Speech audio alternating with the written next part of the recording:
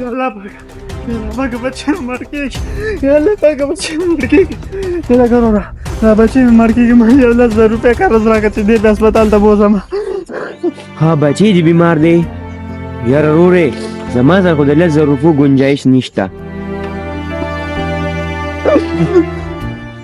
څه کرو ره د 10,000 روپے مال راکړه چې خپل بچے په هسپتال ته بوزم. نه د کوټې نه راغورځېدل ستا 10,000 روپے دا به زه تا ته په ټایم واپس کوم. خو اوس زما دا زوی دی راغورځېدل دی او دی رانه مري. زه ستا نه اوس سوال کوم مال د 10,000 روپے راکړه. رورې خفه نه شې زه ستا سره امداد نشم کولی ورشه بل چاته ووایه.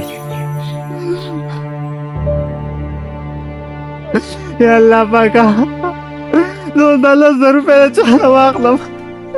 دا خلک خو کروڑپتیان اربپتیان دي خو دې ما 10,000 روپے نه راکړي. غرور مې دی د هغه سره خو مې لګي نه یا الله پاک. خو اوس مې دا بچی بیمار دی دی رانه مري. خپل ورور سره به رابطه وکړم دا 10,000 روپے به ترې واخلم سوال منت به ورته وکړم.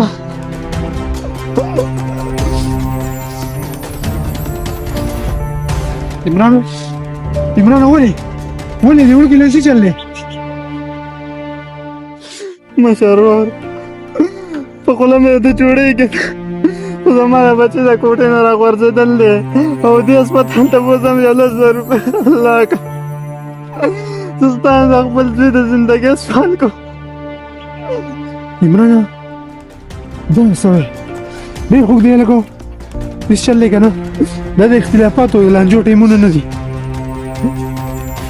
خو دا پیسې والا یو 50,000 روپے دي دا اوس زما سره دي دا ته واله په دې باندې ماشوم ته هسپتال ته ورسوه او زه ګاډۍ ماډۍ راوباسم ته هسپتال ته ځه او موږ درپسې درغلو.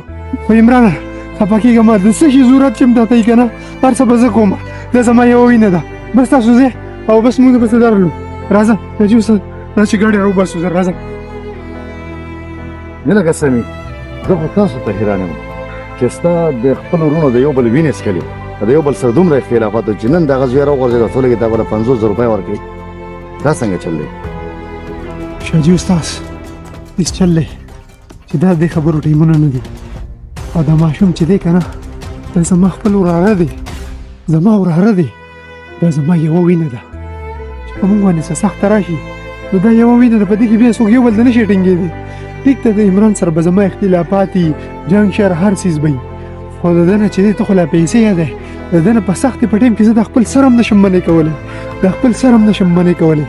اوس راځه کو د وینه پکاري کو پیسې پکاري کو هر څه پکاري د خپل ځان به ولې زه خرڅ کړم خو د خپل ورور چې دی دې زه د خفګان په حالت کې دې زه نشم لیدلی. راځه چې ځو راځه هسپتال ته ناوخته کېږي.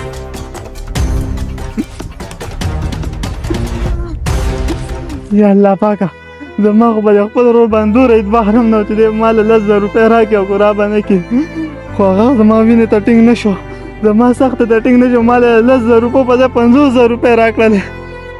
ما خو وایي چې زه د خپل ورور وینې وڅکمه خو هغه زما سخته ته ټینګ نه شو ما له 10,000 روپو په ځای 50,000 روپۍ راکړلې. زه به د روغ کلي وګرځېدم یو کس رالم 10,000 روپۍ رانه کړل. کتونکو تاسو ته زه یو سوال کوم یو درخواست درته کوم چې خپله ورورولي داسې وپالئ چې په تاسو باندې بیا سبا سخته ورځ راشي چې دا ورور درسره اوږه په اوږه ولاړې. کتونکو خپله رایې زموږ سره په کمنټ کې ضرور شریکه کړئ چې د بل چا په وجه باندې موږ په خپله ورورولۍ کې اختلافات پکار دي او که نه دي پکارو.